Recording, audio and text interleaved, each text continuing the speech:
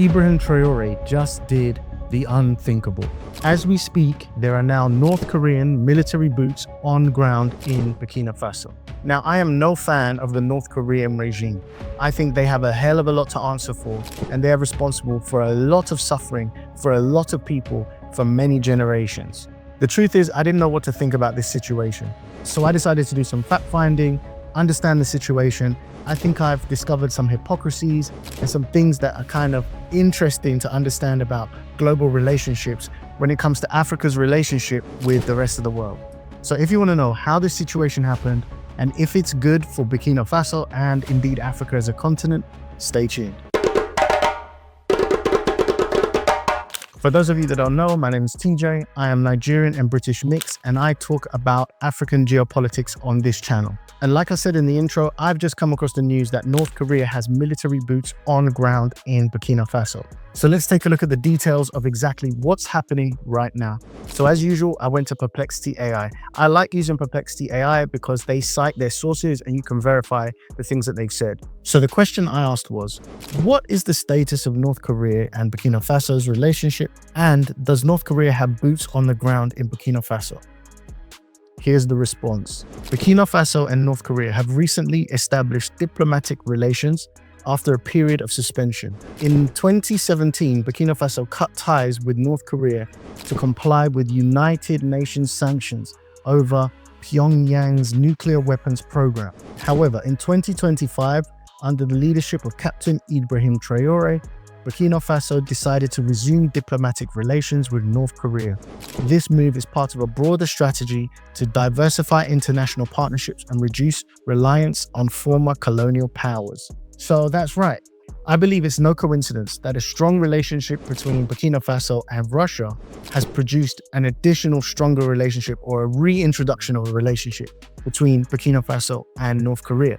Why? Because Russia and North Korea still have a pretty good relationship. And I've known about many kind of dealings between them, exchange of labor and various other interactions that have been going on and continue to go on for many years. Perplexity goes on to tell me, there is substantial evidence indicating North Korea has deployed military personnel, especially elite commandos in Burkina Faso in 2025.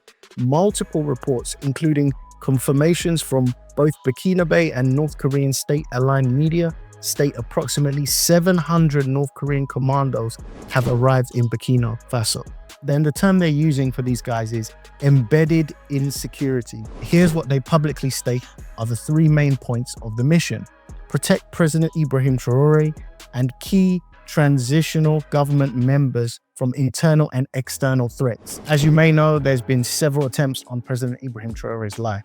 Secure critical infrastructure such as military bases, airport, government buildings, gold refineries, and strategic communication hubs. At the moment, the Sahel region has an issue with extremist jihadists, and they are causing all kinds of havoc all over the country. So it makes sense that they will want to secure these type of assets that the government needs. The third reason is to train local security forces in advanced tactics, including guerrilla warfare, close protection surveillance, counter-infiltration, and coup preventions. Now, this is where I start to think, is this really what we need? This really gave me some pause for thought because I'm of the opinion that North Korea are not really that advanced militarily. They really do have all kinds of issues in their country preventing them from developing. And I question just how up-to-date everything on their side really is. I do actually have a problem with North Korea. And that is because North Korea is probably the most oppressive state on planet Earth. I say that understanding all of the issues that are happening in Africa, places like Congo, illegal mining, kids mining, and all the other stuff that I talk about on this channel. I still think North Korea is worse than anywhere in Africa. I first learned about this from a lady called Yeonmi Park, who is a person that escaped from North Korea. She was born in the early 90s and she's actually younger than me, which means somebody in my lifetime has experienced horrific things. And we're gonna just take a quick look at some of those things right now. North Korea is an unimaginable country. There is only one channel on TV. There is no internet. We aren't free to sing, say, wear, or think what we want.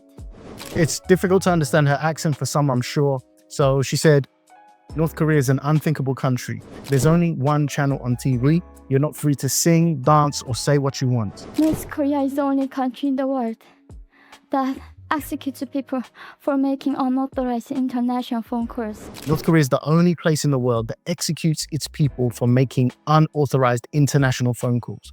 I don't know about you, but I don't think there's anywhere really in Africa that's that bad. North Koreans are being terrorized today. When I was growing up in North Korea, I never saw anything about love stories between men and women. No books, no songs, no press, no movies about love stories. There's no Romeo and Juliet. Every story was propaganda to brainwashes about the Kim dictators. I was born in 1993, and I was abducted at birth, even before I knew the words freedom or human rights. North Koreans are desperately seeking and dying for freedom at this moment. When I was 9 years old, I saw my friend's mother publicly executed. Her crime? Watching a Hollywood movie. Expressing doubt about the greatness of the regime can get 3 generations of a family imprisoned or executed. So there is just a little taste of some of the stuff she went through. I've watched quite a few interviews with her, and in one of them in particular, I was brought to tears. Her story is absolutely harrowing. It's not just isolated to her specific circumstance. Hundreds of thousands of people live under the conditions she's talking about, an inch away from starvation, seeing death all around them, executions.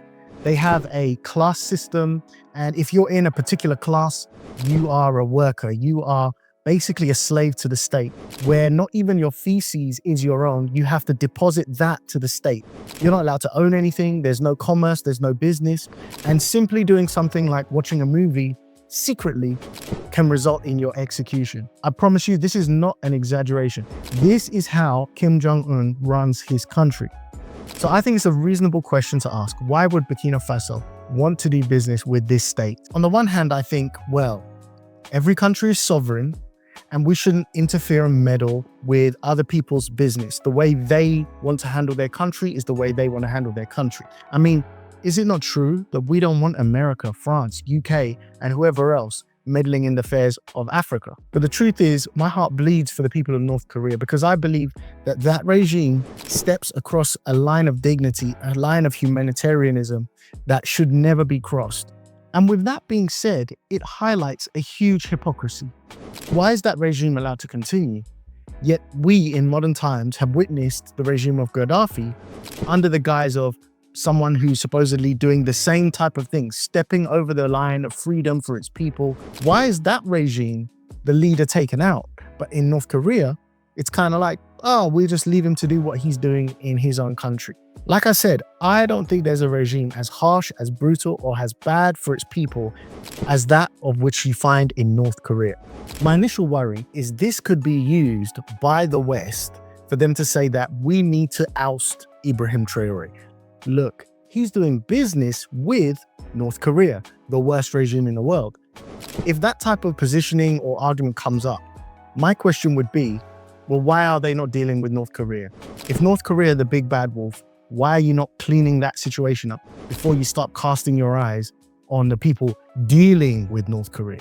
If North Korea is the problem, sort them out. So something else that I think needs to be understood is that there is historical context and precedence for the relationship between North Korea and African countries. North Korea's involvement in Africa is not new. Since the 1960s, Pyongyang has supported various African liberation movements with weapons, training, and political solidarity. Many African leaders historically saw North Korea as a fellow anti-imperialist state, not necessarily sharing its ideology, but valuing its practical support during struggles for independence.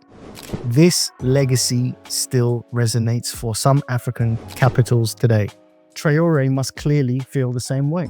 And so goes the old saying, the enemy of my enemy is my friend. For Traoré, partnership appears to be less about endorsing North Korea's internal policies and more about survival and practical needs. Burkina Faso faces several security threats, including insurgency, coup attempts, and etc. etc. I think this point down here is quite interesting. Burkina Faso's move is part of a larger continental shift. Several African countries exploring alternative alliances and rejecting the notion that their enemies must be the same of those of the West.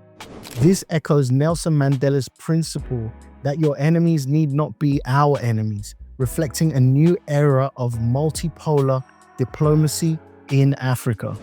Let us move on to our next questioner at the microphone over there. Mr. Edelman. Welcome to America, Mr. Mandela. I'm Ken Edelman.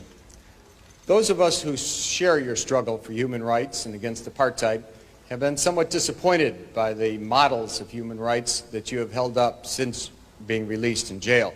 You've met over the last 6 months 3 times with Yasser Arafat, who you have praised. You have told Gaddafi that you share the view and applaud him on his record of human rights and his drive for freedom and peace around the world.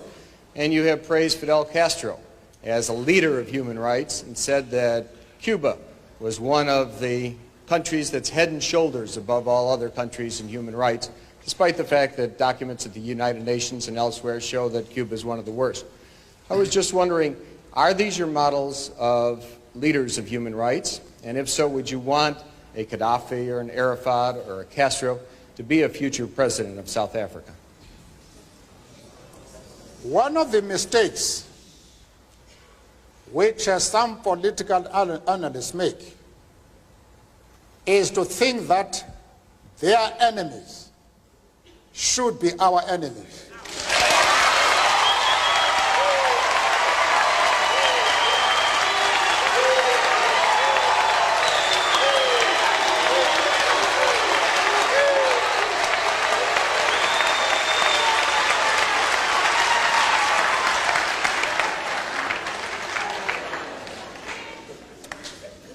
That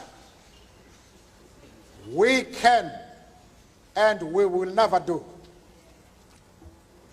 We have our own struggle, which we are conducting. We are grateful to the world for supporting our struggle. But nevertheless, we are an independent organization with its own policy. And the attitude of every country towards, our attitude towards any country is determined by the attitude of that country to our struggle.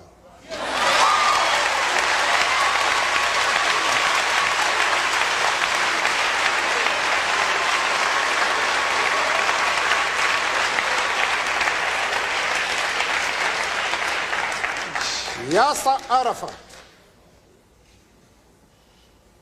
Colonel Gaddafi, Fidel Castro support our struggle to the hilt.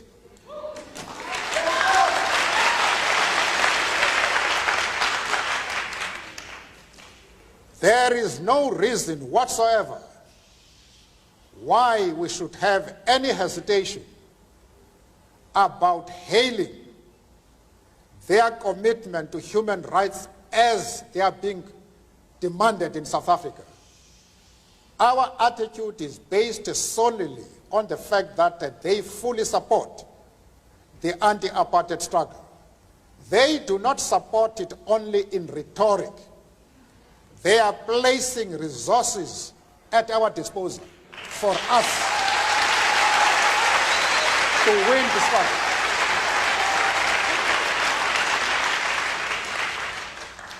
That is the position. As I've been getting closer to African geopolitics and politics in general, one thing I've understood is that there is no one person's policy that you're going to love everything about. There are things about Donald Trump that I actually like and respect, and there's things that I don't like and I don't respect. And there is never going to be a leader that ticks all the boxes. This is likely going to be no different with Ibrahim Traoré. I also believe that shutting someone out because you don't believe in their ideology is not a path forward. The thing that springs to mind is discussions that I've had with people around race. Being someone of mixed ethnicity, I know for a fact I don't need to view all white people as enemies, but I've got friends and acquaintances that believe that to their core. What I realized in understanding when I came across these differences of opinion is that my proximity to them, my ability to stretch out the olive branch, my ability to communicate them without emotion, without judgment, may spark something that improves the way they think in their lives. And indeed, that can happen vice versa. Since I've been living in Uganda, I've changed my mind about so many things that I thought were absolutely rock solid with a Western mindset that I came with. Say what you like about Donald Trump, I actually respected the fact that he went over to meet Kim Jong-un in his first term.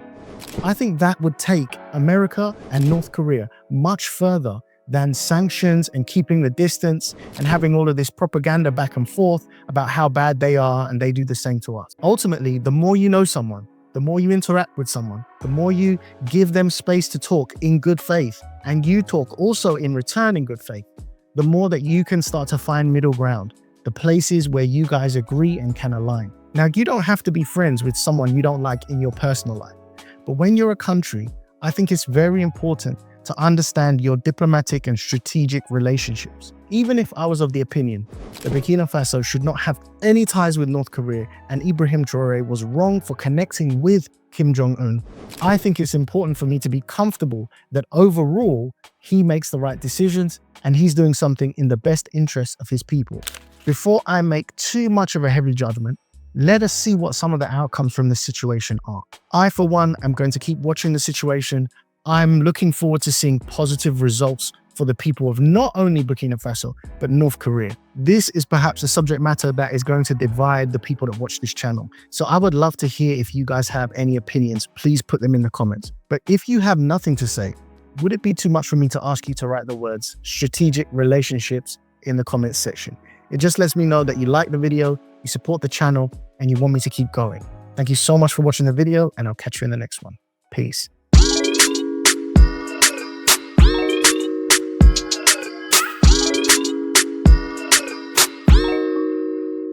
Thank you.